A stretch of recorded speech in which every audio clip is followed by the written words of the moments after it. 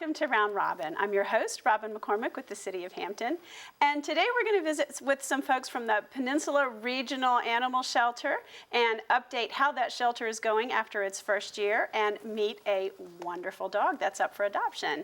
My guests are Paige Davis from the shelter and Lenny Liebert. Welcome. Hi. And you've brought with you Princess Leia. Yes. This is Leia, Princess Leia. And okay, she's changing all of my preconceived notions about pit bulls. Yes, you are. You are, sweetheart. That's one of the reasons we decided to bring her. Oh my gosh, she's so gentle. She really is. And she came in as a stray, extremely shy of people. And we've spent some time with her and brought her out of her shell quite a bit. And, you know, that to me is one of the things that is special about the Regional Animal Shelter, is that it's not the old school shelter where you bring in a dog, you put in a dog for a cage for a week, and if someone doesn't come in, then they're out. Mm-hmm. You guys develop personality profiles of the animals, and if the personality profile suggests it might not be super adoptable, Lenny works on that. Absolutely. And so does the rest of the staff. Mm-hmm. It ends up being a team effort. So how long have you had Leia then? December 1st. Okay. That was her intake date. So that's a little over a month from when we're taking this. And she was a stray, so it's hard to say what her background was. It appears that she was a mommy at some point, which of course cannot happen anymore. As all of our animals are spayed or neutered and fully vaccinated and microchipped before they go on the adoption floor. And like Lenny said, she's just come leaps and bounds since arriving to us. She was very shy. And now she loves everybody she meets, especially other dogs. She's a great potential partner dog. And Lenny even uses her in our behavioral evaluations. A dog-to-dog meet and greet is one of the behavioral tests that we put them through in our SAFER evaluation. And she's the dog that they get to meet because she's just so wonderful. A lot of what you guys and other urban shelters get, I saw the same thing in Norfolk when I looked over there. You know, I've done some looking around, is pit bulls and pit mixes. Mm-hmm. Are they a little harder sometimes to get adopted? For sure. And there are lots of reasons for that. Oh, well, look at me. Preconceived notions. Preconceived notions, as well as this is a highly military area. A lot of people rent. And the breed discrimination that a lot of apartment complexes, rental companies, even landlords, and it's understandable because of insurance. Yeah. Exactly. So it's not that they don't even like them, it's that they're not allowed to have them. So, or they're moving to a place that doesn't allow them to have them. So people are actually surrendering, and what we have to adopt out is what we have that comes to us as a stray or that's surrendered. So a lot of people say, oh, you're so pit heavy. Well, if other stuff isn't coming in the door, that's what we have. Yeah.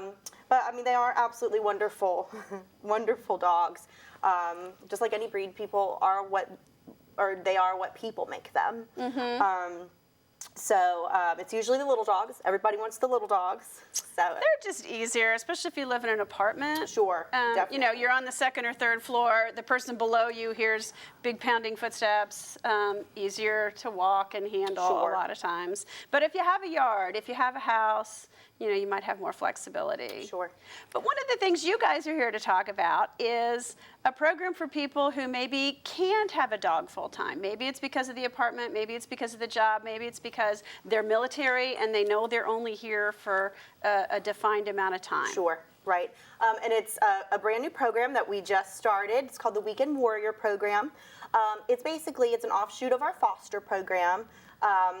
And it's just a special sort of short-term foster people can do. So yes, for example, people who might just have a very busy work schedule, travel a lot for their job, just have some free time on the weekends or maybe select days throughout the week or over the holidays. They can come, just go through our volunteer orientation, be part of our foster program, and if they have some free time, come by and pick about one of a dozen or half a dozen dogs that we've chosen that might have some behavioral challenges. They might be going through our behavioral modification. They might have just been on our adoption floor for a while. They need a break. A shelter is a very stressful place for an animal. And so that way it's really a win-win. A person can have that time, good girl. Oh, she Yes, is so good good. dog. She really does like you. And for the record, I have given her no treats. This is all legit. Yeah, No bribery going on treats here. involved. And so not only does it give girl. that person the sense of being able to help the animal and still have that kind of human to animal contact that a lot of us need and value, but it's also giving that animal a much needed break.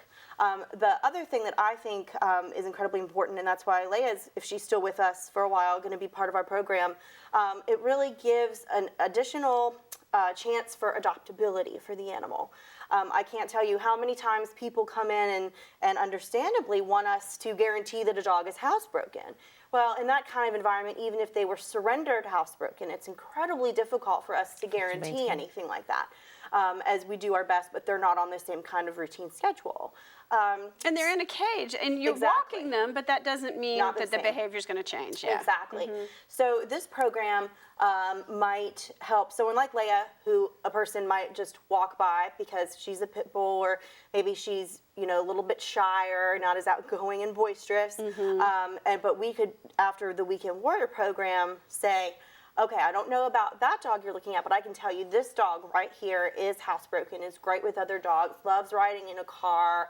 And that way it really gives them some additional highlights so people can know more about them and help their chances of adoptability. Well, it is true. It could influence the person who maybe was the foster and then thinks, well, maybe I can do this. Right. Or, as you said, someone who sees Leia out on a weekend with the big "Adopt Me" sign on. But also, it gives you more information. You can't say- possibly take every one of these dogs in a car and every one of these dogs with a Right. child of a different age or boisterous children playing. And so you begin to build out the personality profile of the dog with help from community volunteers. Absolutely. Gives us much more information, lets us know if there's any training needs that we need to address. Gives them a chance to learn to walk nicely on a leash. Oh, yeah. The dog we adopted never learned that. That one's been a struggle for us. But Because in conjunction with the Weekend Warrior, we've created a dog handling training, which will also be part of our dog walking program. Oh, man, And that's they're so learning to handle the cool. dogs, walk the dogs, teach them some basic cues, like sit, come, but mostly walking nicely on a leash. And so these things benefit the community because, okay, one of the things you said, Paige, was gives that animal to human contact. Why is that important? The actual For the opportunity person. for the person. Oh yes, I mean animals themselves are it's therapeutic to people just to come in and not only feel like you're helping your community, but you're really making a difference, in that creature's life.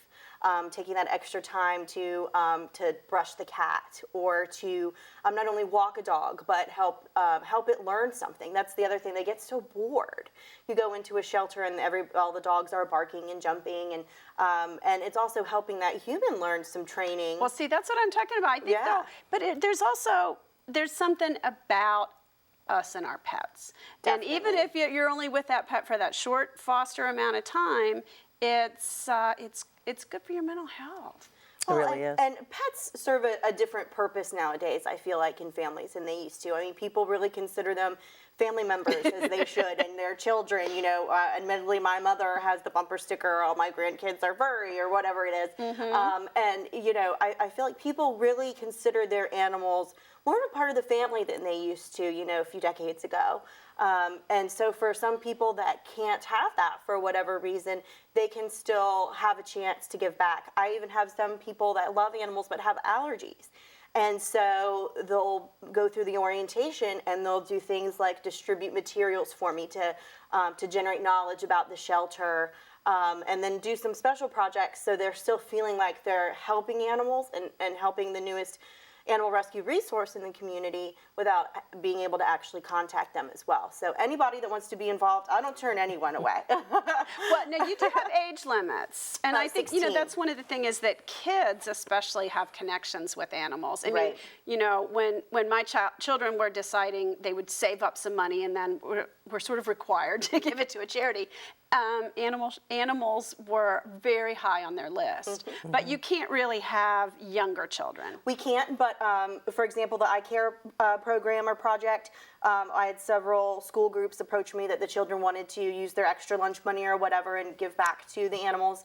So we brought some therapy dogs out to one group and did a presentation about the shelter. Another group, they did some ornaments for us for Christmas, and so they came in, trimmed our shelter Christmas tree, and then so I can still arrange special opportunities for that's school groups, wonderful. depending on their needs. We're a new resource for the community. We're the taxpayer dollars for Poquoson, York County, Newport News, and Hampton go now. So if there's a group of people that want to come in and get involved and see the shelter, I'm more than happy to go out of the way and make some kind of special program or project for them just to feel connected and involved. Now, we hear a lot about no-kill shelters, and the truth is that every shelter has to euthanize a certain percentage or a certain amount of Right. their animals. Right. You guys can't legally be a no-kill shelter No. because We're an open cities- admission shelter. Open admission, and cities have a legal responsibility to take dogs that are unhealthy, dogs that are dangerous. Or And feral cats are another big one. Yeah, and they can't always be socialized or adopted. Right. But the amount of effort you guys put into trying to work with the animal to make it more adoptable and trying to figure out those special circumstances. So some dogs maybe need to be an only dog. Some dogs are great with kids, some dogs aren't, but making that match, it's like a computer dating program almost, right? Right. And actually, the Meet Your Match form is actually what they fill out to be able to adopt an animal. And one of the things that I think is most special about our shelter is I think people have this preconceived notion that a dog is surrendered and it's automatically euthanized, or a dog is off its stray hold and it's automatically euthanized. Unfortunately, there are some behavioral challenges that we legally can't put that animal back into the community. Same thing with feral cats. But just because an animal does not do perfectly in the SAFER evaluation, which is the evaluation that we use, it does not automatically mean it's not going to be an adoption candidate. Lenny works with our staff to address some of these special situations, behavioral modification programs with food aggression, for example, some challenges in terms of overstimulation in the kennels. And so just because an animal doesn't Test well. act perfectly, exactly, it's not like we're like, okay, it's done. Chances up. And also, even if we do have some incredibly challenging animals, we'll work with them.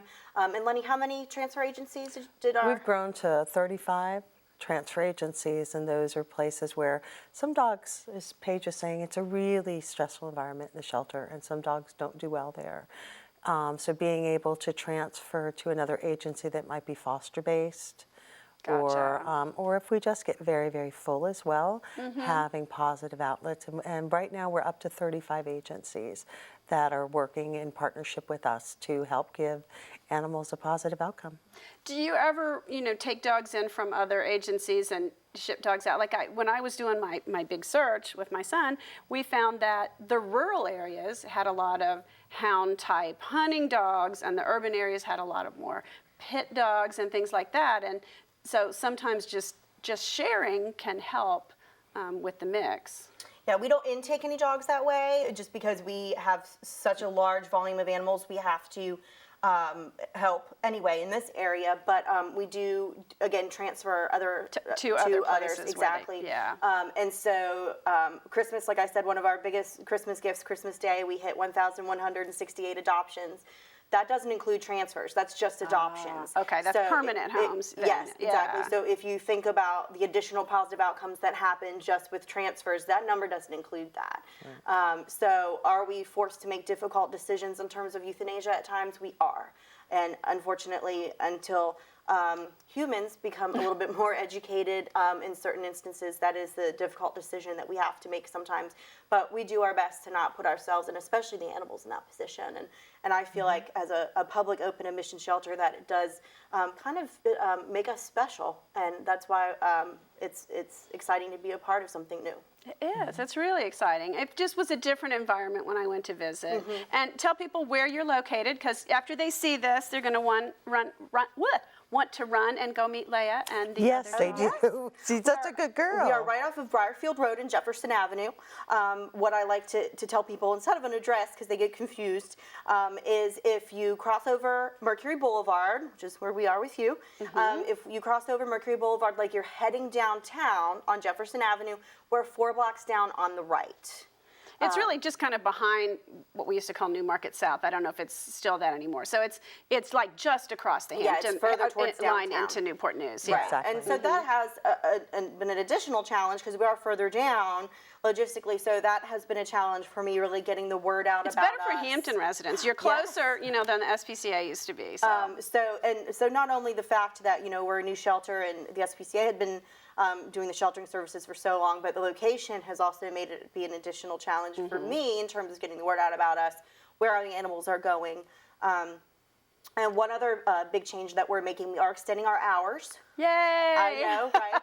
So We've heard some concerns about that right, in the and community. so we are, and that was just as we're still getting fully staffed and operational and getting growing. the Yeah, a year is a volunteer young programs, yes, operation. right, and we operate pretty much at capacity, which is around 300 animals. So we You're kidding. You don't see that because we only see the animals that are on the adoption adoption side. but and all there's of a those whole animals- back of the house that's huge. So up until recently, we've had about 20 employees, and that's including the director And the vet. management. Yeah. Yeah, that's including management and supervisory levels. We've had about 20 people, servicing and taking care of these animals. That includes front of the house, adoption coordinators. So it's been a challenge within us as a team, who's really more like a family, to do our best to address any concern in the community and extend our hours. So no matter what, we're open 8 to 5, 7 days a week for surrenders and reclaims. Right, okay. So if we're not open in our front lobby, which is the big lobby, we're open in our back surrender lobby, which eventually we hope to be able to staff just for surrenders. Surrender and reclaim. Surrender and reclaim. That can be a highly emotional moment, and it's a lot more private. It's a lot more set aside, and it's a huge bummer for us all to have that person who's really excited about adopting their new pet next to the person who's going through an emotional moment surrendering their pet. So eventually we hope to be able to have both of those lobbies simultaneously operational. Until we're staffed to that point, if we're not open in our main lobby, we're always open in that back lobby. So people can still surrender, and we're still a resource and still are available for people to reclaim their lost animals 8 to 5, 7 days a week. Adoption hours are the hours that are going to be extended. So starting February, we're going to be opening at 11 a.m. until 5 p.m. for adoptions during the week, which excludes Tuesday, which is kind of our closed operational day. For adoptions, though, if people still lost their pet, Right, they can we're still come look, yeah. available in that back surrender lobby. So part of what allows you to expand your hours are these volunteer programs, Exactly. like the Weekend Warrior, Right. like people who come in and help or walk dogs or The whatever. dog walkers, the fosters. So weekend let's tell people why they need to volunteer. Again, this is a completely new resource for the community. It is, and we hear it all the time. I probably am partial, but we also hear it from people like yourself. It's a very different place. It has a different feel. You don't go there and feel bad for the animals. You go there and it's a happy place. It's clean. Like I said, the employees are more like a family than anything, and we want the volunteers to help. Of course, we want them to come in and be able to pet that cat and walk that dog, but the other special thing about our volunteers is they've really stepped up and they help with the operations. So I actually schedule them so they help support the staff. They help clean the adoption cats so they know about the cat, so they can help with the adoption process. So they really feel like they are not just there for a couple hours when they can, but they're really an integral part of caring for our animals on a daily basis and placing our animals. So on a little side note, we desperately need more help like that during the week, as again, we're getting fully staffed. And there are a lot of people who have days off during the week, who work evening hours, who could give a little time during the week. Right. That's Absolutely. great. And like I said, And there's so many things they can do, like Paige was saying, if they're allergic, there's always administrative things that have to be done. Love to have more volunteers available on the adoption floors to help the guest on the busy adoption days. Giving some love and attention, walking, playing to the animals. And we also have 2 regularly scheduled events every month now. The second Saturday of the month, we do an adoption event at Petco in Hampton, and every good. third Saturday, we do an adoption event at PetSmart in Hampton. So right now, the volunteers have definitely helped with that, and they have a Yeah, you need a lot of people at an event yeah, like and we that. have a good time. I always have a fun theme, and like last time we had a bubble machine for the kittens to play with, and a cute little playpen. And I try really hard to make it a lot of fun for people. So so they definitely are really helping, and we depend on them. And that's what I let people know in the beginning of the program is, you know, we really depend on you to have your shift and come and help the staff and support the shelter and really be an integral part of that process. And the staff, they don't have separate volunteer areas. They share break areas with the staff. We really see them as part of our family, part of the team. as opposed to, you know, somebody that just drops in every now and then. Okay, that's great. Now, the other thing I want to say is, because we brought Leia here today, Who was sleeping on your we're foot. a little more focused on the dog side of the house. Right. Cats don't transport as well, may have not done as well in the studio. Right. But you guys have a lot of cats and kittens as well. We And I do. don't want to forget them. Are they available for the fostering and the weekend warrior thing as well? Not for the Weekend Warrior, again, Okay. for the exact purpose that you just don't- said. yeah, They it don't takes really. them a They little don't take longer. that Yeah. take to that kind of change all the time. Okay. But for fostering, For fostering, definitely. Especially kittens. Especially kittens. And to tell you the truth, that's we had some dog fosters. We need more of them because the ones that we did have adopted the dogs that they had, which is wonderful. I think people want to try, you know, you're not sure if it's going to work out. Yeah. It's a and you big know, we also commitment. have bunnies and guinea pigs, and we will occasionally have reptiles. Right now, we have a couple of hens. I think one got adopted. I don't know about the hens. That was new. One of them got adopted. That's the thing about the shelter. You never know what's going to walk in that door. And as long That's as they're right. from one of our municipalities, we take them. We take them. We've had gerbils and rats make wonderful pets, and we do have some Oh, we have available. some 3 rats that are incredibly They're friendly wonderful. right now. So we should visit. You never know Yes. what you're going to find. And again, it's a whole new sheltering experience. It really is. We have meet and greet rooms for people to be able to really spend time with their animal. You know, we're very big on our cleanliness for the animals, of course. And yes, along with the cats and kittens, kitten season has been extended this year because of the warmer weather. So I saw one of the fosters this morning dropping off kittens. So we still have kittens in foster right now. It's usually very hard to find kittens at Christmas time. This Christmas was not Gotcha. the case. Gotcha. Okay. But yeah, just to come in and see, have that moment and see all the different animals we have to offer, and again, all the ways to get involved. I am more than happy to help anyone get involved any way they want to. Okay. Well, let's close on that then. Yep. And we'll wrap up. Thank you guys for coming. you so much. having Thank you us for so bringing much. Leia, changing some I of my think this is your best friend. preconceived notions about pit bulls and their friendliness. Thank you for coming. And thank you for watching. I hope you've enjoyed the show, learned more about the animal shelter, and will come by and visit. Whether you're in the market right now for a new pet or whether you just want to come visit, see the place, see what they have to offer, maybe volunteer a little bit. Thanks for watching. Thank you.